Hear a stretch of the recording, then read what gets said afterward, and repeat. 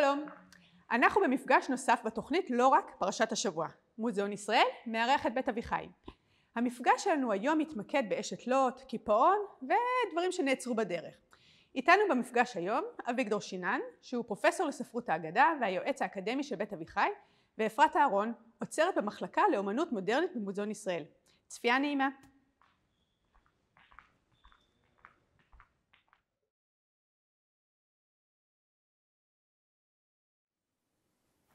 שלום, שלום. שלום גם לך, אפרת. הגענו בסדרת ההרצאות על ספר בראשית, פרשות השבוע ודמויות נשיות אל פרשת וירא. פרשה מלאה בנושאים. יכולנו לעסוק ב10 שנים רצופות ולא למצות את כל מה שיש בתוכה. תחילה אזכור את הנושאים העיקריים.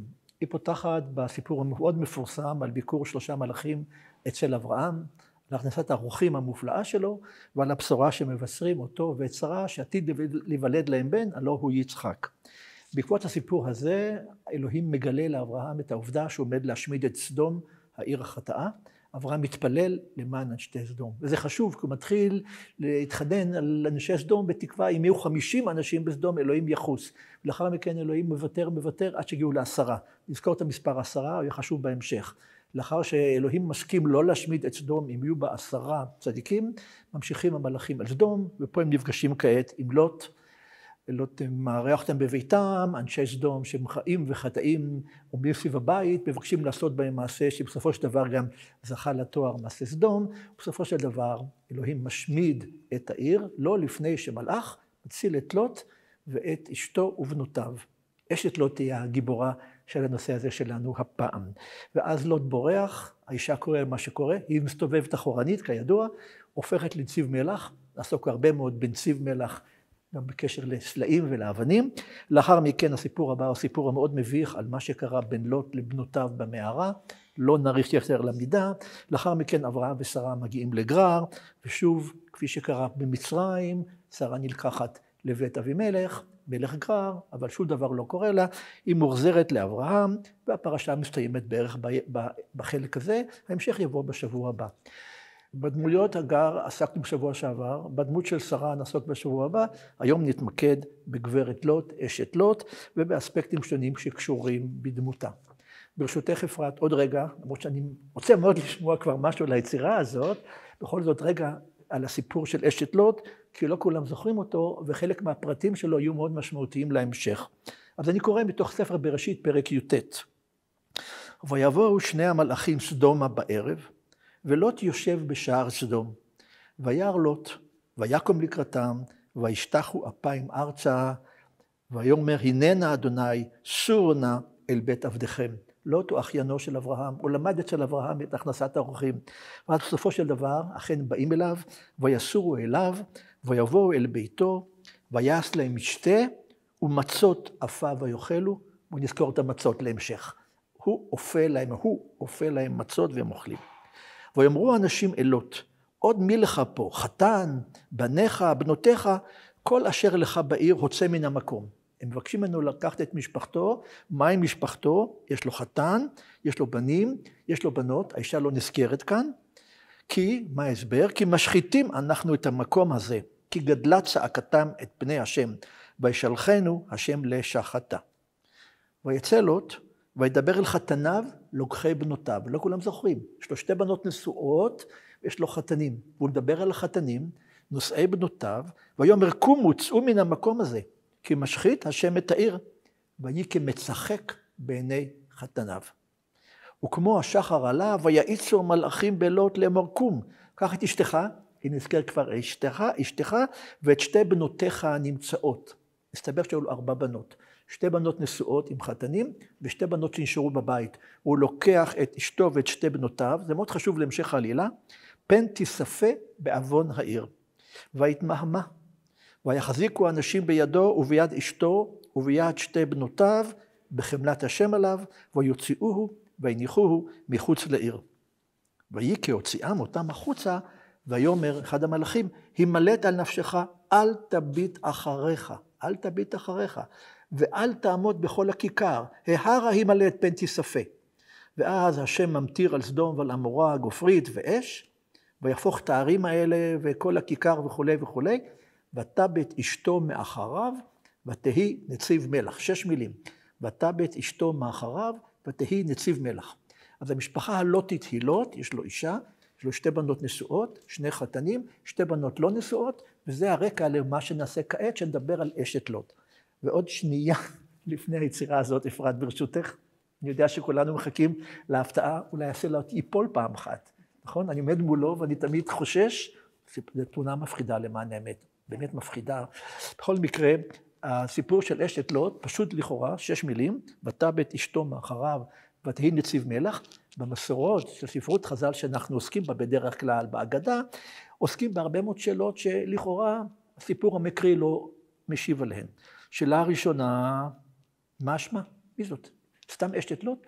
מה שמה? מסתבר שהיה לה שם ונראה אותו בהמשך. מי אשת לוט? האם היא מצריה שבאה עם לוט ואברהם ממצרים, או שם מקומית, כלומר סדומית? מה מוצאה? שאלה שנייה, למה היא ביתה אחורנית? הרי נאמר במפורש, פן תיספה. מדוע היא ביתה אחורנית? הרבה תשובות נמצא על זה. והשאלה הבאה, למה הפכה דווקא לנציב מלח, ולא נגברה באדמה או כל דבר אחר? והשאלה הכי מעניינת, האם עוד אפשר היה לראות אותה?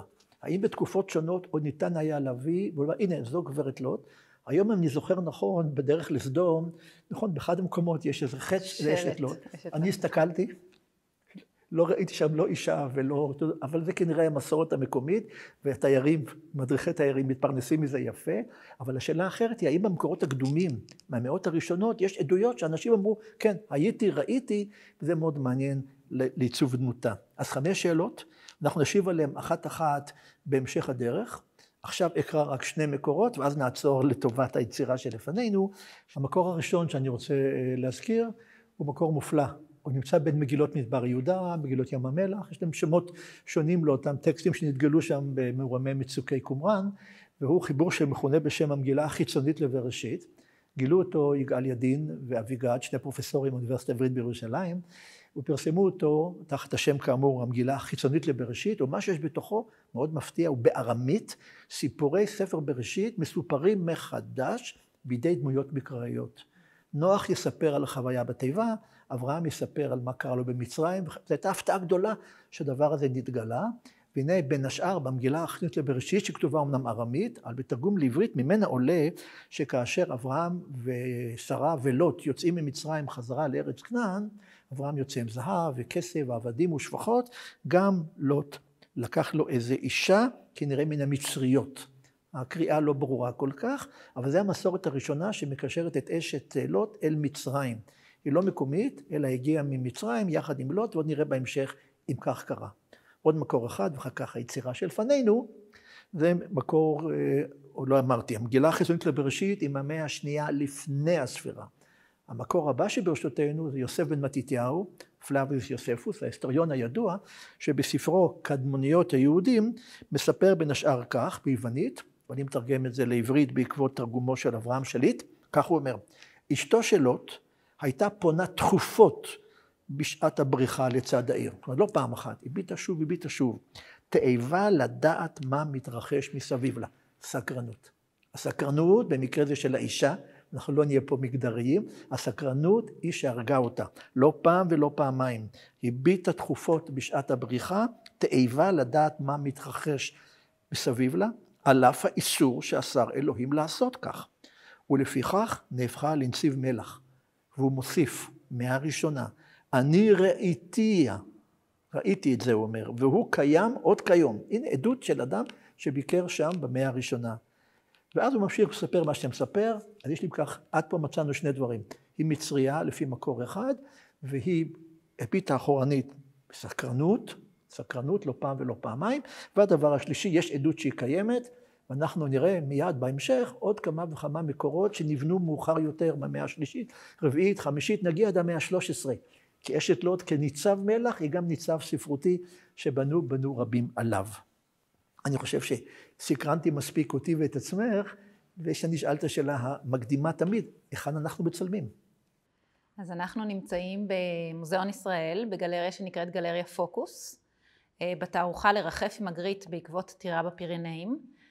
טירה בפירנאים זאת היצירה שמאחורינו, יצירת מופת של רנה מגריט מ-1959.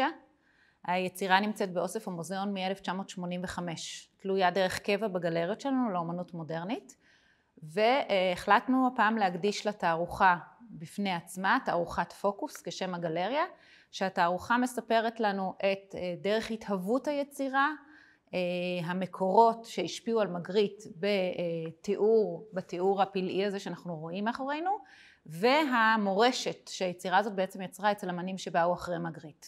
אני ראיתי אותה הרבה מאוד תחומות, בספרים, בקטלוגים וכולי, היא מאוד מאוד מפורסמת. נכון, היא אחת היצירות הכי משוכפלות של מגריט. מה הסוד שלה?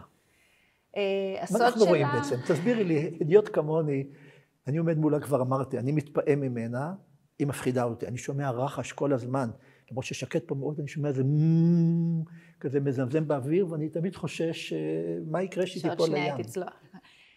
אז באמת זה הקסם של היצירה של מגריט. הוא לא האמין בציור כמשהו שאמור לתאר לנו מציאות. הוא אמר, הציור צריך לייצר מסתורין, לייצר אווירה, לייצר תחושה שאנחנו צריכים לפענח מה קורה כאן. ואנחנו רואים באמת שהסלע הזה, שזה משהו שאנחנו לא היינו מצפים, סלע שמתוכו בוקעת טירה, ירחף באוויר, היינו מצפים שהוא יצנח מטבע ההיכרות שלנו עם כוח הכבידה. ומגריט פה מרחף, גורם לסלע הזה לשהות באוויר, ובעצם בככה גורם לנו לשהות עם המבט עליו. ולבחון את כל המוסכמות שאנחנו מכירים, לגבי איפה אנחנו בדרך כלל נראה סלעים, איפה נראה בדרך כלל טירות, מה הקנה מידה של סלעים שאנחנו מכירים, מה תכונות החומר של סלע, מה התכונות של הפיזיקה. אז לכאורה יש לנו פה ציור מאוד מאוד יפה ופסטורלי של נוף ים עם שמיים כחולים ועננים, אבל פתאום הסלע הזה זה איזה בום בפרצוף שהעין שלנו צריכה לעכל ולהבין. מה שאת אומרת, הוא הסביר בעצמו או שזה הפרשנות של פרשני אמנות וכו'? לא, הוא אמר שהיצירה שלו אמורה לעורר מסתורין. היא לא אמורה לתת פרשנות, היא לא אמורה לתאר משהו קיים. והוא באמת כותב בהסברים או ברעיונות שהוא מדבר, הוא מציין, אני מחפש דימוי שאינו אדיש, וזה מפתיע אנשים. הם מופתעים משום שאני מציג דברים לא מוכרים, ובכל זאת מוכרים מאוד, ואני מחפש מסתורין. לדוגמה, ראינו פעמים רבות ארמונות על סלעים, אך כשאני מצייר אותם תלויים באוויר, כמו בטירה בפירנאים, הסלע והטירה בלתי ניתנים להפרדה. סליחה, השם, הוא נתן את השם ליצירה. כן, הוא נתן, תכף אני אסביר. אוקיי. הם רעיון אחד, אך מה בנוגע לכוח הכבידה? ובכן, במחשבה על כך שהאבן חייבת ליפול, לצופה יש תחושה חזקה יותר בנוגע למהותה, הרבה יותר מאשר לו הונחה האבן על הקרקע. זהותה בולטת, כך הרבה יותר לעין. יתרה מזו, לו הונח הסלע על הקרקע, לא הייתם שמים לב בכלל לציור. אז באמת הוא רוצה ליצור בנו את הצורך לעמוד פה ולהיות מוקסמים ולהבין מה בעצם מקסים אותנו ביצירה הזאת. את השם הוא נותן בעקבות ספר שהוא קורא יחסית בסמיכות לעבודה על היצירה. הספר זה ספר של סופרת אנגליה בריטית, הוא יוחס בטעות לסופרת בשם אן רדקליף, אבל זה לא היא כתבה אותו, והוא מספר שהספר עורר בו אווירה קודרת, אווירה של מסתורין, אווירה של משהו רדוף, כי מתואר שם על אלמש שכלואה בטירה בפירנאים. ולכן האווירה הזאת שנוצרת מהסלע שאנחנו מתבוננים בו והטירה, יצרה בו את אותה תחושה כשהוא קרא את הספר. יש פה דיספרופורציה בין גודל הסלע לבין גודל הטירה. נכון. זה קצת יוצר איזה חוסר נוחות. נכון, אז זה באמת האמצעים האמנותיים שמגריט עושה בהם שימוש ביצירה שלו.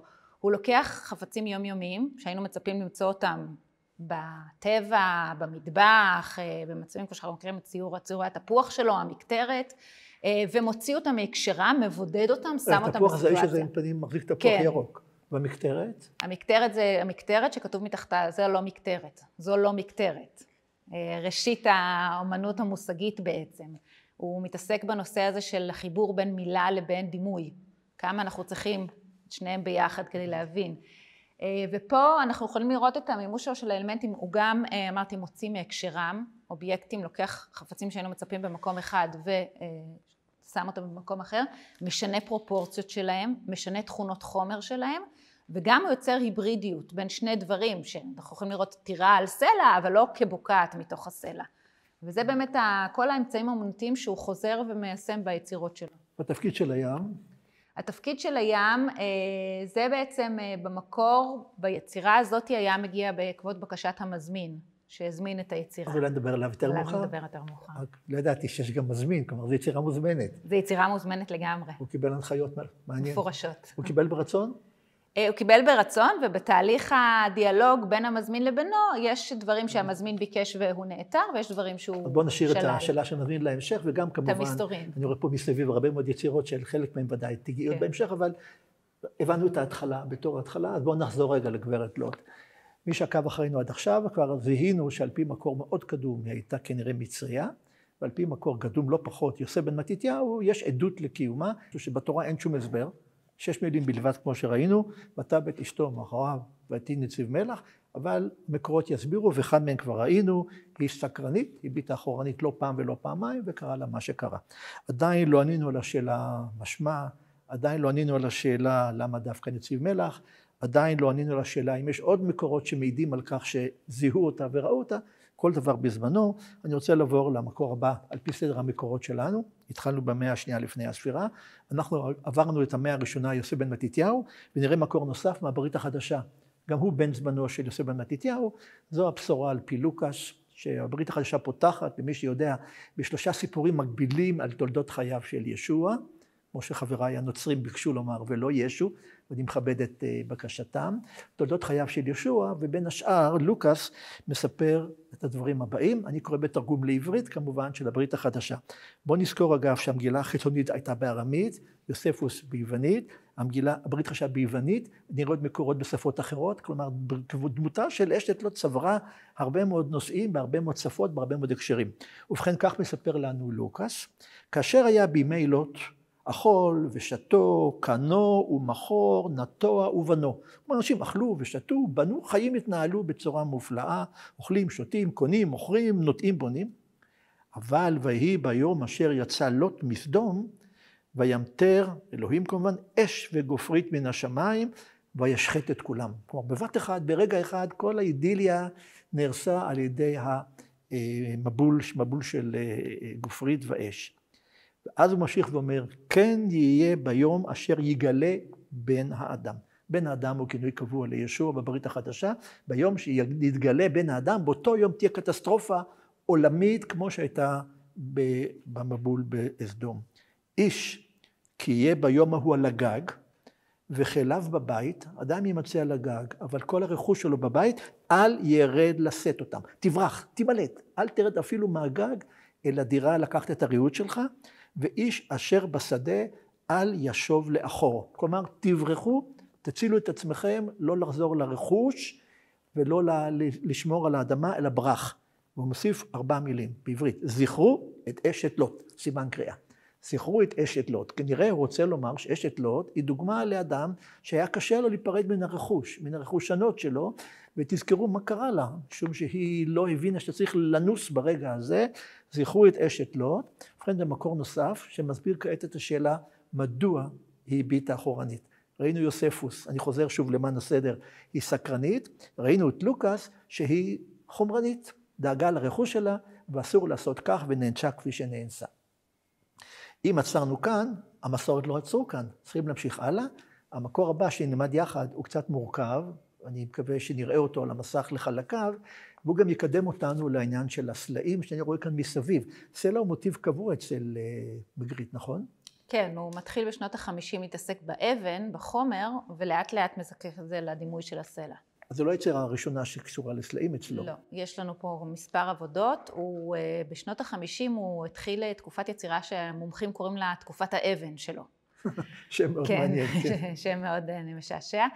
שכל הדימוי האומנותי בעצם, כל מה שהוא מציג, אם זה בני אדם, אם זה טבע דומם, אם זה נופים, הכל מאובן. ציורים מאוד מונוכרומטיים, באפורים, חומים, עם תכונות של סלע, אנחנו רואים שהכל באמת מאובן. ולאט לאט הוא, אחרי כמה שנים שהוא מתעסק בזה, בעצם בעצת ידידיו, גלריסט שלו, הוא מתחיל קצת להקליל, להבהיר את הפלטה שלו חזרה, ונשאר עם הדימוי הזה של הסלע.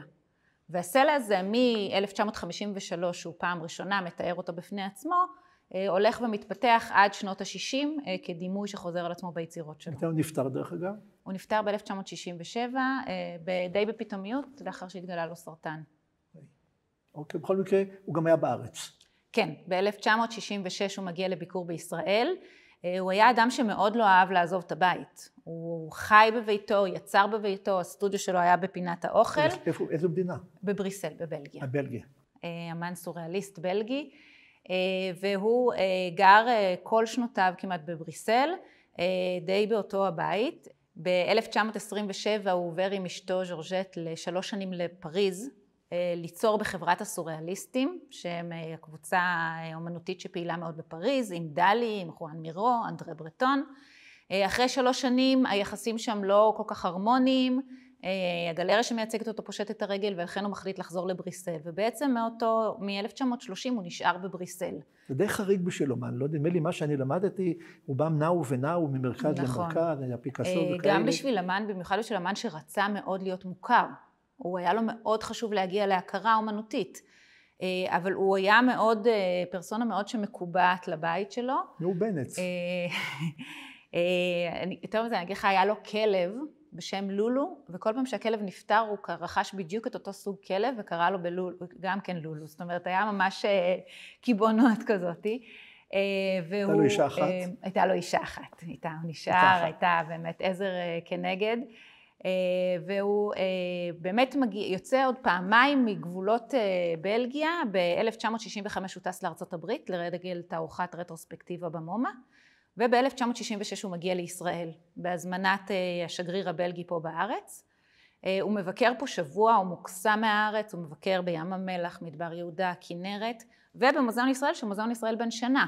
אנחנו נוסדנו ב-1965, אבל הייתה לנו כבר באוסף את היצירה של הקודר הנאה עם המגבעת וכלי השחמט. רנה מגריט היה מאוד מרוצה, הוא מצטלם ליד היצירה הזאת. הוא לא צלם אשת לוט בטיולו בסדום. יכול להיות. אם הייתה תמונה כזאת זה היה פרפקט למפגש שלנו כאן. אוקיי, אז נחזור עוד עליו וגם על הסיפור של היצירה, אבל אני רוצה לחזור למקור נוסף. אנחנו מתקרבים כעת למאה השנייה. היינו במאה הראשונה, יוספוס ולוקאס. במאה השנייה יש לנו מסורת בתלמוד הבבלי, מסורת מימי התנאים, כך שמאה השנייה, היא פותחת במילים תנור רבנן, צריך לדעת, כאשר יש בתלמוד הבבלי קטע בעברית שמתחיל במילים תנור רבנן, זה מסורת שבאה מארץ ישראל מהמאה הראשונה שנייה. ושם דבר מאוד מעניין. מדובר שם על עניין שנראה לנו כאגדי, אבל הוא גם הלכתי. יש מקומות מסוימים בארץ ישראל, בשעה שאדם עובר ורואה אותם, הוא צריך לתת שבח והודאה לקדוש ברוך הוא, על איזה נס שהתרחש. יש פה רשימה ארוכה של מקומות, חלק מהם אבנים, לכן בחרתי בהם, רשימה ארוכה של מקומות שמי שרואה אותם, לכאורה, לא לכאורה, חייב לעצור ולומר את הברכה על ברוך שעשה נס לאבותינו, או ברכה דומה, ותראי את הרשימה.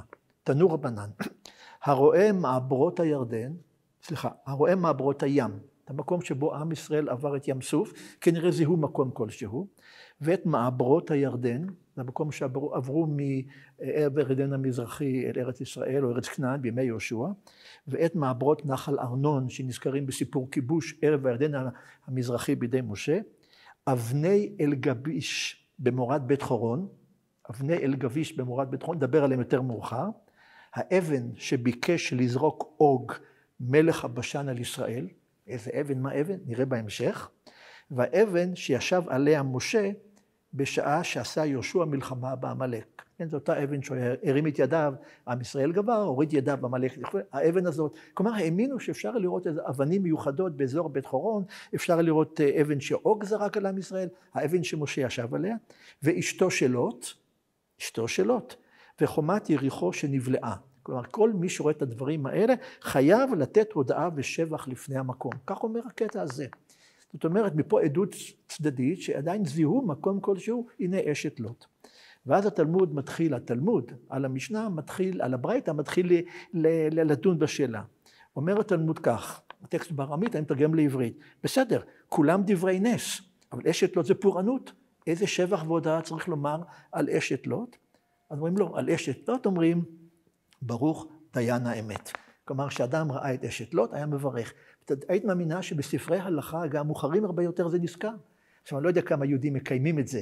לא עשיתי תצפית ליד אשת לוט, לראות אם אנשים עוצרים ומברכים, אבל לכאורה זה נתקע בתוך המסורת של עם ישראל. מי שרואה את אשת לוט חייב לומר ברוך דיין האמת, וזה התלמוד ממשיך ואומר, אבל משהו לא מסתדר לי פה. נאמר שמי שרואה את זה וזה וזה וזה, צריך לתת שבח והודאה. מה שבח והודאה כאן? ואז באה התשובה הסופית, מברכים שתי ברכות. על אשת לוט אומרים ברוך דיין האמת, והלוט אומר ברוך זוכר את הצדיקים. מה זה הלוט אומר? רואים גם דמות של לוט? אינני יודע. כל המסורת הזאת היא מסורת פלאית ביותר, אבל מבחינתנו, מה שאפשר לעשות איתה זה להוסיף עוד לטבלה שלנו. הנה עוד עדות שמישהו ראה אותה. יוספוס במאה הראשונה, מסורת תענית במאה השנייה, וחכי להמשך. יש עוד מסורות מאוחרות יותר, גדויות שאכן ראו אותה. כך שדמות מרתקת, ומלכתחילה, ודאי אנשים שאלו את עצמם, איך נעסוק באשת לוט יותר מדקה וחצי? מסתבר שהיא מעסיקה יותר מדקה וחצי. אז אני חושב שרגע נעצור פה שוב, ונחזור באמת לדרך שבה הסלע הזה, הוא, הבנתי, המשך ליצירות קודמות שגם הם עסקו בסלעים. אז מגריט מצייר באמת את האבנים האלה, אמרתי ב-53 הוא מתחיל עם האבן הראשונה שהוא מצייר אותה, הוא מצייר אותה על רקע מונוכרומטי, בלי שום אינדיקציה לגבי הקנה מידה שלו. מונוכרומטי זה אומר? סליחה, רקע בצבע כתום אחיד, כתום אדמדם, חמרה כזה, ללא שום אינדיקציה לגבי המיקום שהיא נמצאת בו, קנה המידה שלה, כמו שאנחנו יכולים לקבל מיצירות אחרות. ואחר כך הוא מתחיל לצייר אותה באמת על רקע נופים. אז או שהיא ממוקמת על במה כלשהי, או על סף של איזה רמפה כלשהי שמשקיפה לים, או שהיא מרחפת, ולרוב היא מרחפת מעל הים. אבל בכל היצירות האחרות, אנחנו יכולים לראות פה שתי דוגמאות בחלל הזה, שהיא מרחפת מעל הים, היא מרחפת תמיד בחברת ענן או ירח. היא אף פעם לא מרחפת כאשר בוקעת ממנה בוקע ממנה עוד אלמנט כמו הטירה הזאתי. גם כל שאר היצירות שלו, למעט זאת שמתואר הסלע כמרחף, הן יצירות אופקיות בעצם ציור נוף, כמו שאנחנו מכירים אותו, ציור אופקי, בקנה מידה, בפרופורציות הרבה יותר קטנות מהיצירה הזאתי, ובאמת בגלל זה שוב עוד היבטים מאוד מוציאים אותה מהכלל, את היצירה הזאת, כלי המידה שלה. יש לו דוגמן של סלע? הוא מצייר מדוגמן כלשהו?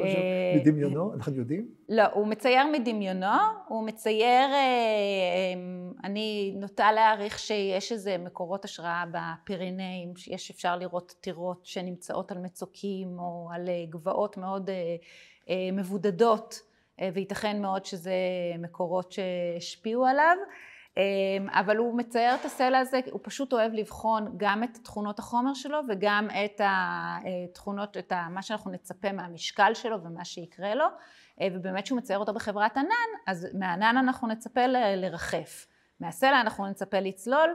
יש פה גם יצירה שהוא מתאר ציפור מאובנת, מקורקעת וסלע מרחף באוויר. אז שוב, הוא שולל פה תכונות של הציפור, ונותן לסלע בעצם תכונות שהיינו מצפים מהציפור. ראיתי את היצירה ולא חשבתי בכיוון הזה, שדווקא הציפור היא הקפואה והאבן היא המרחפת.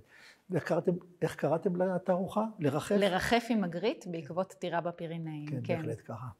אוקיי, אגב, תמיד הסלע הוא מוענך, הוא גם מאוזן? לא, הוא תמיד מאוזן. כן, הוא תמיד מאוזן. זאת היצירה היחידה שהוא מוענך, למעט כשהוא מתואר ניצב על קרקע, אז הוא כן מתאר אותו מעונך. ודאי, יש לזה משמעות כלשהי שאולי מישהו יודע לפרש. זה קשור להזמנה של היצירה. אז נגיע עוד להזמנה. אז רגע עם ההזמנה. אז אני רוצה להמשיך בסיור שלנו בעקבות אשת לוט. הגענו כבר, היינו במדבר יהודה, היינו ביוספוס, בברית החדשה, ביקרנו את אשת לוט וברכנו על ראייתה. המקור הבא שלנו, מתוך מדרש בראשית רבה, עומד על העובדה, ודאי שמת לב שקראתי את הסיפור, שלוט עושה להם משתה, והמשתה מורכב ממצות.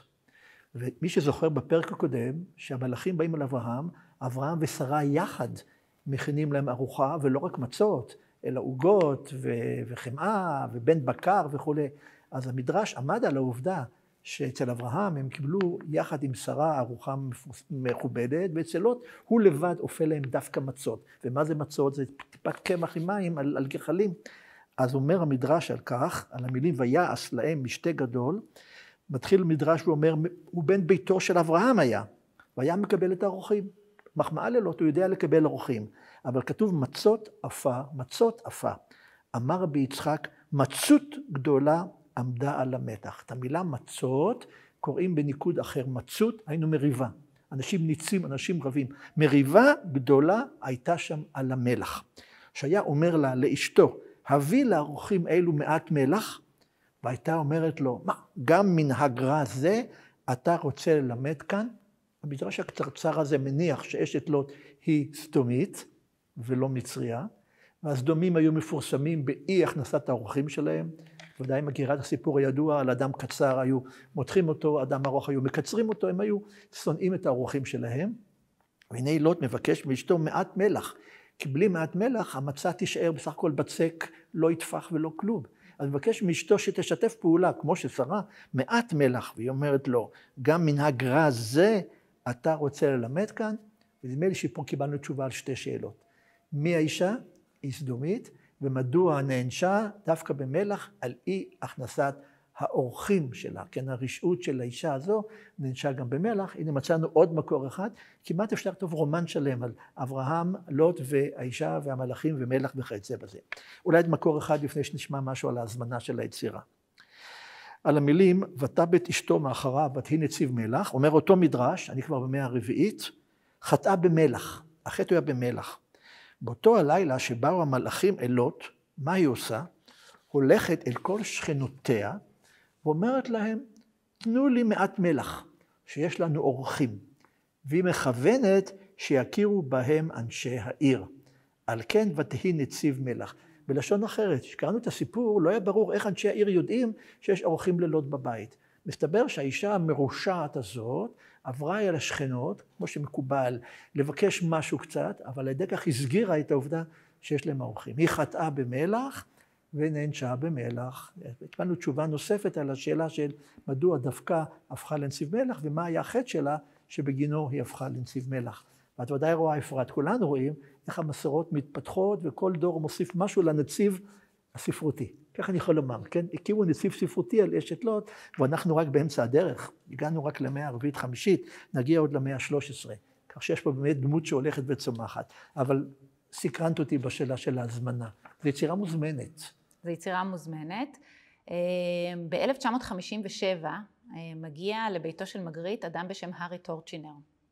הוא עורך דין ממוצא בלגי, יליד אנטוורפן, אבל בשנות ה-30 הוא עזב את אירופה והתמקם בניו יורק. מותר לשאול אם הוא יהודי? כן, בהחלט יהודי. זו לא שאלה ביתו, אחת משתי בנותיו, אבי מושר, היא דמות מאוד מוכרת פה במוזיאון, היא פעילה פה באגודות הידידים, והוא מתמקם בניו יורק, פותח משרד עורכי דין שההתמחות שלו היא דין בינלאומי. עסקים בין חברות. ב-1957 הוא נוסע לנסיעת עסקים לבריסל, והוא מקבל המלצה מידידה, חוקרת אמנות, לך תבקר בביתו של רנה מגריט. הידידה יודעת שהארי טורצ'ינר הוא אוהב אמנות מושבע, בזמנו החופשי הוא גם סופר ומשורר, ויש לו יצירות אמנות רבות שמאתרות את משרדו, וכשהיא ממליצה לו להיפגש עם מגריט, השם מוכר לו, כבר יש לו יצירה באוסף ממגריט. הוא קובע עם מגריט, הוא נפגש אצל מגריט, ומהר מאוד הכימיה מתפרצת בין שני הגברים האלה. השיחה מתארכת לתוך הלילה, הם מגלים המון תחומי עניין משותפים, ונהיים חברים מאוד מאוד טובים. חברות שנמשכת 10 שנים עד שמגריט נפטר. איזה שפה הם דיברו, את יודעת? הם דיברו בצרפתית, צרפתית, כן. והם... מגריט מאוד מסתקרן, אמרתי מגריט הוא בן אדם של בית, הוא מאוד מסתקרן מהמקצוע של טורצ'ינר, מה זה עורך דין בינלאומי? וטורצ'ינר מספר לו שהוא נודד בעולם, בין וינה לירושלים, לבריסל, לניו יורק, למפגשים עסקיים, ומגריט, הקסם הזה של מישהו שלמחייתו מרחף בעולם, כובש אותו, והוא אומר אתה צריך לרחף עבורי בעולמות נידחים, ביבשות לא מוכרות, לספר לי על שבטים שאני לעולם לא אראה, בעצם אתה צריך להיות השגריר שלי בעולם. ובאמת זה הופך להיות הכינוי של טורצ'ינר, השגריר של מגריט, והמשרד בניו יורק הוא השגרירות המגריטית, והחברות הזאת היא חברות מאוד מאוד אדוקה, היא לוותה בחלופת מכתבים יומיומית כמעט בין שני הגברים, טורצ'ינר אסף את כל המכתבים שמגריט כותב לו, וגם עותקים של כל מה שהוא עונה למגריט, והוא פרסם אחרי פטירתו של מגריט ספר עם כל התכתובת הזאת. מעניינת. מאוד מעניין, מרתק, השיח ביניהם באמת מאוד מעניין, והוא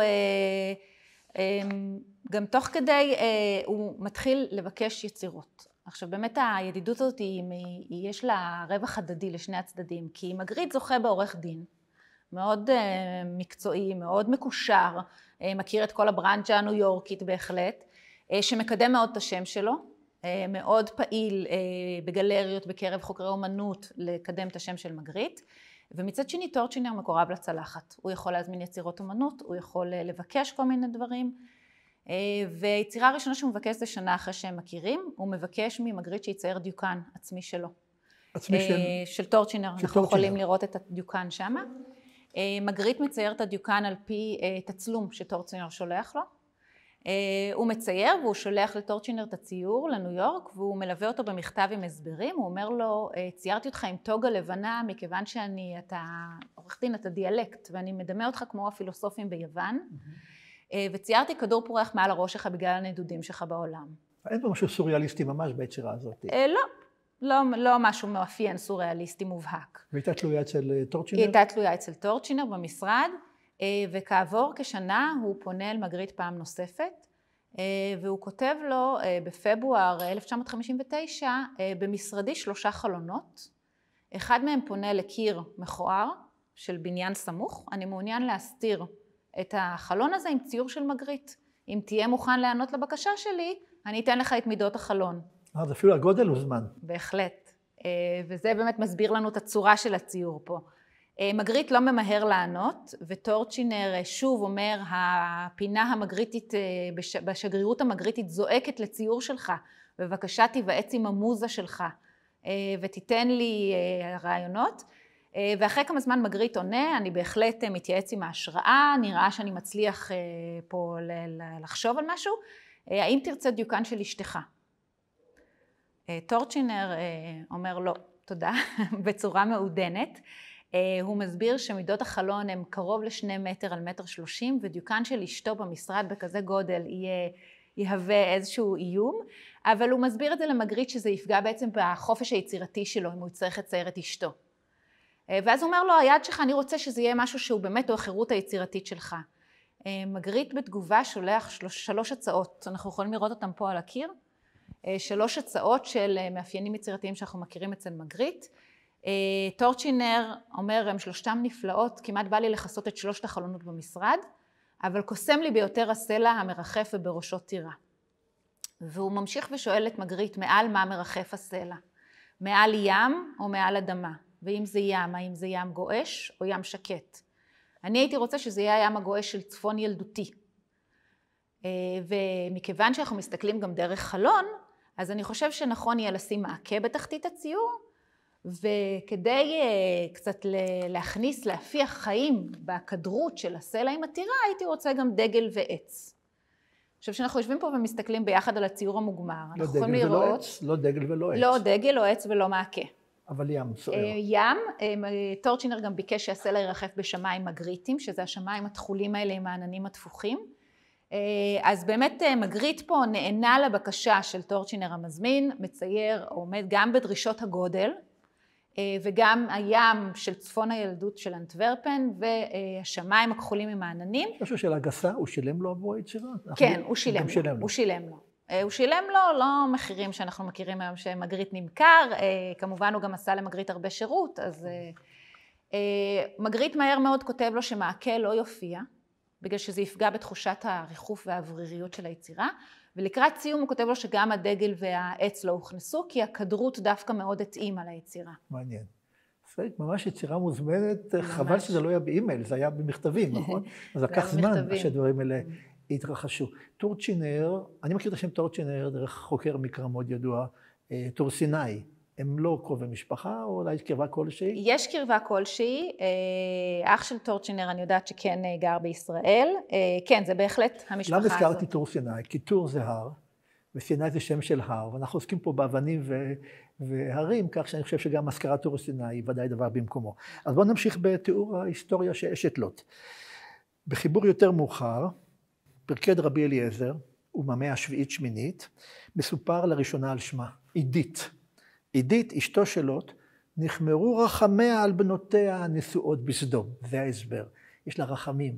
זה לא סקרנות וזה לא תאוות ממון, אלא יש לה בנות נשואות שנשארו בסדום. ולכן הביטה אחריה לראות אם היו הולכות אחריה עם לאו. וראתה את השכינה ונעשתה נציב מלח. ואז הוא מוסיף, ועדיין היא עומדת, מאה שביעית. אבל, תשימי לב, כל היום לוחכים אותה השברים, הם זקוקים למלח, מלקקים אותה, ויורדת על רגליה, במשך היום היא מתקטנת, ובלילה בבוקר שוב צומחת. כלומר, זה מין מסורת מקומית של המאה השביעית, שאשת לוט משנה את גודלה על פי קצב היום והשברים, אבל מאה השביעית. כלומר, אנחנו מפתחים את הדמות עוד ועוד, אבל עכשיו שאמרנו עליה משהו קצת חיובי, נחמרו רחמיה, יש לי עוד מסורת מעניינת. את זוכרת, מניתי בפנייך את משפחת לוט. לוט, אשתו, שתי בנות נשואות, שני חתנים ועוד שתי בנות. מסתבר שלפי מדרש מסוים, גם שתי הבנות האלה שבאו איתו, היו להם חתנים. הם לא היו נשואות, הם היו עדיין בתולות, אבל כבר היו חתנים. סך הכל 10. לוט, אשתו, שתי בנות, 4 בנות, 4 חתנים, 10. והמדרש עוסק את השאלה, מדוע האלוהים הסכים לא להרוס את סדום, אם יהיו שם 10 צדיקים. מאיפה 10 צדיקים? אומר אברהם, אולי 10 צדיקים? היה אברהם סבור שיש 10 צדיקים, לוט ואשתו ו4 בנותיו ו4 חתניו, כלומר בכל זאת יש מסורת שקובעת שאשת לוט היא לא דמות שלילית לחלוטין, וקצת תיקנו את התמונה שבנינו עד עכשיו. מסורת אחרונה, 113 בספרד, חכם כלשהו מספר, לדעתו, הוא מכיר איזה מדרש, לא מוכר לנו, שבא איזה עני על פתח הבית לשאול מלח ולא רצתה, כלומר היא לא נענתה לבקשה של עני כלשהו ולכן חטאה. סיכום הדברים, איך קראו לה? עידית, אולי מלשון עדות, היא עדות למה שקרה. עידית, מי הייתה? מצריה או סדומית? תלוי במי אתה שואל. מדוע הביטה אחורנית? יש אומרים מסקרנות, יש אומרים מחומריות, יש אומרים מגעגועים לבת שלה, כל אחד בפירוש שלו. והאם היא עדיין עומדת שם? מסתבר שיוספוס אומר כן, התנאים אומרים כן, צריך לברך על קיומה, מדרש מאוחר מספר שעוד רואים אותה, כך שרוב השאלות האלה נענו בדרכים שונות, וכיוון שהיא חטאה במלח, הפכה לנציב מלח ולא לכל דבר אחר. עד כאן מה שיש לי לומר על אשת לוט. אני בטוח שמהמאה ה-13 עד ימינו היו מסורות רבות, עד ימינו שלנו, אבל צריך לעצור באיזשהו מקום, בנינו את אשת לוט. אז נחזור לעוד כמה דברים שבגלריה פה. כן, בהחלט. באמת השאלה שנשאלת בהקשר ליצירה הזאת זה למה מגריט פתאום משנה את הסכמה הזאת. אז אמרנו הגודל והעובדה שמדובר בציור אנכי זה בגלל ההזמנה לכסות חלון. חלון, פתרון פשוט. בהחלט, אבל מגריט מעיד בפני טורצ'ינר עוד לפני שהוא בשלבי סיום של היצירה, הוא אומר לו היצירה הזאת היא כבר מזדהרת כמשהו יוצא דופן. אנשי הטלוויזיה הבלגית שהיו פה לעשות עלי סרט, המומים מהיצירה. ובאמת מעניין למה הוא בוחר בדימוי הזה של הסלע המרחף עם הטירה. זה משהו שעניין אותי מאוד לחקור. מספר השערות שהגעתי להם תוך כדי המחקר, מקורות השראה של ספרות מסעות שמגריט מאוד אהב, הוא היה איש שמאוד אהב לקרוא, נכון, בהחלט. אני קורא גוליבר עכשיו, באמת, תאמיני לי. עכשיו אני קורא את גוליבר, ואני גמרתי אתמול את הפרק השלישי של פוטה, האי המרחף הזה, ואני מתחיל עם היהו וכל הסוסים האלה. בדיוק. זה כנראה השפיע עליו. אז בהחלט, אז מסעי גוליבר, ספר שנכתב הרבה לפני תקופתו של מגריט, היה מוכר בבלגיה, נלמד במערכת החינוך. התורגם לצרפתית, תורגם להמון שפות עוד בסוף המאה ה-19, והוא זוכה בסוף המאה ה-19 כבר לאיורים על ידי מאייר בשם ג'יי גרנוויל, והאיורים האלה הופכים להיות איורים קנונים של הספר, שהרבה מהאיורים שבאו אחריו התבססו עליו. ובאמת בחלק השלישי של הספר, גרנוויל מתאר את גוליבר כשהוא מגיע לאי לפוטה, והוא מרים ידו למעלה להצל. זה אי צף, מי שלא זוכר. זה אי צף במרומים כזה. אי צל מדענים צף, הוא מרים ידו ככה להצל מהשמש, והוא רואה אי מרחף עם מבנים מעליו, בשמיים מעליו. מגריט הכיר את הספר הזה ללא ספק, סביר מאוד להניח שהכיר גם את האיורים. אז ייתכן מאוד, אמרתי, הוא הוקסם מהמסעות של טורצ'ינר בעולם, ייתכן מאוד שזה משהו שהשפיע עליו. יש פה הדפס של האמן הגרפי אשר, אמן הולנדי שחי ממש חיים מקבילים לתקופתו של מגריט, התפרסם קצת לפניו, והוא מתאר פה בציור הזה סיפור שהוא היה מספר לבן שלו בילדותו, סיפור על אח ואחות, שיום אחד האחות נחטפת, והאח מגלה שהיא כלואה בטירה בלב ים, וכשהוא מגיע לטירה הזאת, הטירה מתרוממת באוויר ומרחפת משם. וההדפסים האלה של אשר היו מאוד מוכרים כבר בתקופה של מגריט. ההדפס הזה הוא מ-1928, 31 שנים לפני היצירה של מגריט. אז ייתכן שאלו דברים שהיו בראשו של מגריט וליוו אותו גם תוך כדי החיפוש, אמרנו כדור פורח מעל הראש של טורצ'ינר, אז כנראה טורצ'ינר הוא בעצם מקור ההשראה העיקרי, אבל עוד היבטים כאלה שהשפיעו על היצירה. ממש מרתק. אבל עכשיו דיברנו כבר על אי מרחב ואבנים, אז בואו נאמר משהו עוד על אבנים מרחבות ועל דברים אחרים, לאו דווקא אשת לוט. אבל זוכרת, בקטע שקראנו, דיברנו על כמה וכמה אבנים, אבני אלגביש במורד בית חרון, דיברנו על האבן שמשה ישב עליה, ואבן שביקש לוט לזרוק על עם ישראל. בואו נאמר משהו על זה, כדי ללמוד עוד כמה מקורות, ולראות עד כמה הדמיון העממי אין לו גבולות. באמת זה דבר מופלא, מה שאפשר לראות באופן בציור, אפשר גם לשמוע ביצירות. למשל על אבני אלגביש, אותם אבנים אלגביש, המילה המקראית, שירדו במורד בית חרון. על פי המסורת, הכנענים ברחו, ואלוהים הוריד משמיים אבנים שפגעו בהם והרגו אותם, ולכאורה אפשר עוד לראות אותם. תמיד כשאני נוסע בכביש 443 באזור בית חרון, אני מחפש אותם.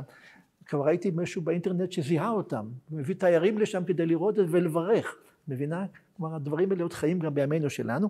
מכל מקום, לפי מסורת מאוד מעניינת, האבנים האלה שירדו על הכנענים בזמן יהושע, הם בעצם הברד שהפסיק לרד בימי משה. אני מזכיר לך, הייתה מכת ברד, ופרעה מבקש ממשה שהברד יפסיק לרדת, משה מבקש שהברד נפסק, ועל פי מסורת מעניינת הוא נשאר תקוע במרומים. הרבה מאוד שנים, עד שעם ישראל הגיע לארץ כנען, ואז אותו ברד, אבני אלגביש, כך מפרשים, ירד על הכנענים. אבן תלויה, ממש אבן שהייתה תלויה במרומים 41 שנה, ממשה עומד לפני פרעה עד שהגיעו לארץ ישראל, אבנים תלויות בשמיים, ואז הם נחתו בזמן, והנה אם חיפשנו אבן תלויה, מצאתי אותה פה בצורה מפורשת. אבל לא די בזה, כי הדמיון באמת נפלא, ופה הרבה אנשים לא מכירים את המסורת המשונה על אבן, שביקש אוג מלך הבשן לזרוק על ישראל. אוג מלך הבשן, כידוע לכולנו, הוא דמות מיתולוגית של אדם אדיר. בזמן המבול המים הגיעו לו לקרסוליים שלו בלבד. משה רבינו כדי לפגוע בו, היה צריך לקפוץ 10 אמות, עם גרזן של 10 אמות, ורק אז פגע בקרסוליים שלו. כלומר, מדובר פה באיזה מין ענק, גיגנטי, בלתי רגיל, והסיפור הוא כזה בתלמוד הבבלי.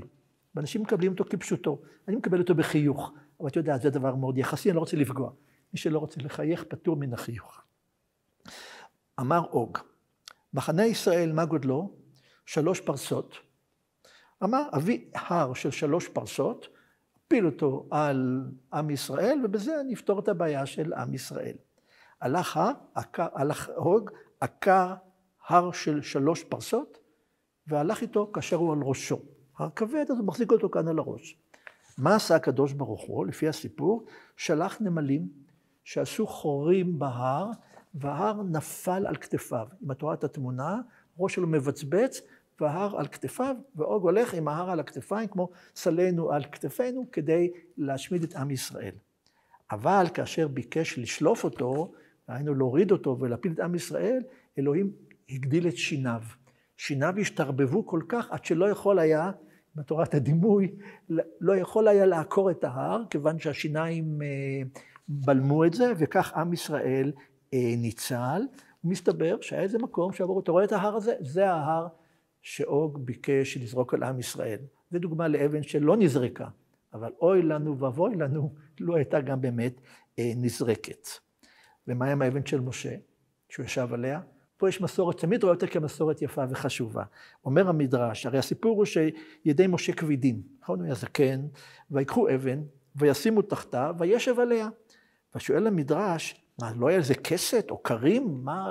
מדוע משווים אותו על אבן גסה? למה הוא לא יושב על משהו יותר רך, יהודי לא צעיר? התשובה היא, אמר רבי אחא לא דיחא, כשישראל בצרה, אף גדוליהם מצטערים עמהם. כלומר, משה רבנו אומר, העם סובל, אני אסבול. תראי גדולה של מנהיג. כן, הוא לא יושב על כיסא מרופד בשעה שאחרים נלחמים על חייהם, והאבן הזאת של משה, ושוב, כנראה, הייתה איזו אמונה שאפשר לראות את האבן. כך שיש לנו הרבה מאוד אבנים במסורת הזאת, ואני רוצה להזכיר עוד איזה אבן אחת. אם תרשי לי, אנחנו פה סיור ממש גיאולוגי בין כל האבנים האלה. עוד אבן תלויה בין השמיים לארץ, ממש. אני לא יודע אם מגרי קרא את המדרשים שלנו, אבל הדמיון הוא על זמני, ומסופר פה על גיחזי, שהיה נערו של אלישע, שבמדרשים הוא רשע, מרושע, ולא חשוב ברגע זה מדוע, ומסופר שהוא עבד עבודה זרה, וכדי לשכנע את כולם בחשיבותה של אותה עבודה זרה, הוא תלה אותה בין שמיים לארץ, באבן שואבת. זה המושג של התלמוד, אבן שואבת, כלומר מגנט. אבן שואבת שתלה אותה בין שמיים לארץ, ואז שאנשים ראו את האבן, כולם התרשמו מגדולתה של עבודה הזרה, כי העגלים של ירבעם, עוד לא הזכרתי, ירבעם בנה עגלים, העגלים ריחפו באוויר בעזרת אבן שואבת. הוא מסביר אחד הפרשנים מה זה אבן שואבת.